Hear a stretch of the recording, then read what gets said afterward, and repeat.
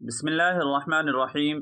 السلام علیکم ورحمۃ اللہ وبرکاتہ۔ امید کرتا ہوں کہ ناظرین کرام آپ خیریت سے ہوں گے۔ اللہ تبارک و تعالی آپ کو شاد و باد رکھے۔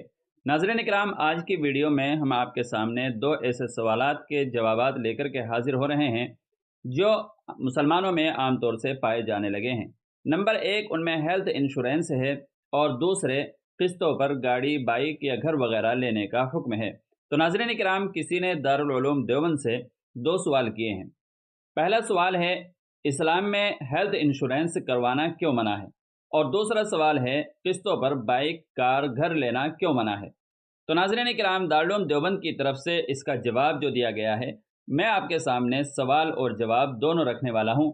بس آپ سے گزارش یہ ہے کہ ویڈیو کو آخر تک ضرور دیکھیے گا، اور چینل پر پہلی بار آئے ہوں تو چینل کو سبسکرائب بھی کر لیجئے گا۔ ناظرین کرام، دارالعلوم دیوبند سے کسی نے سوال کیا ہے۔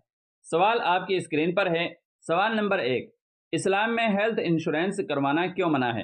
کل پتہ نہیں کیا حادثہ پیش آ جائے اور علاج کے لیے پیسے ہو یا نہ ہو۔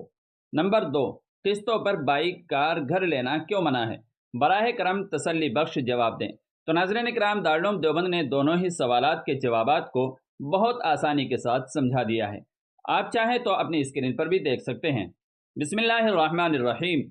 پہلے سوال کا جواب ہے، ہیلتھ انشورنس میں قمار یعنی جوئے کے معنی پائے جاتے ہیں، اس لیے ہیلتھ انشورنس کرانا جائز نہیں ہے۔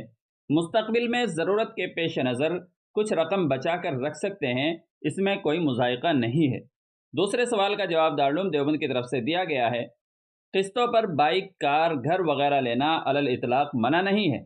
اگر کوئی شخص بائک یا کار کمپنی سے یا بلڈر سے مکان خریدے اور خریدتے وقت قیمت متعین کر دے اور پھر خریدار قسطوں پر رقم ادا کر دے تو اس میں کوئی حرج نہیں ہے۔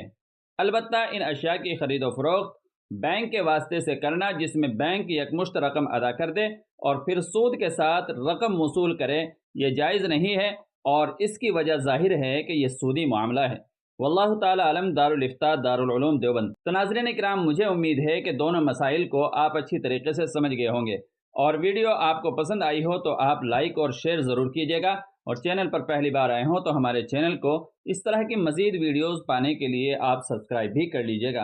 السلام علیکم ورحمۃ اللہ وبرکاتہ۔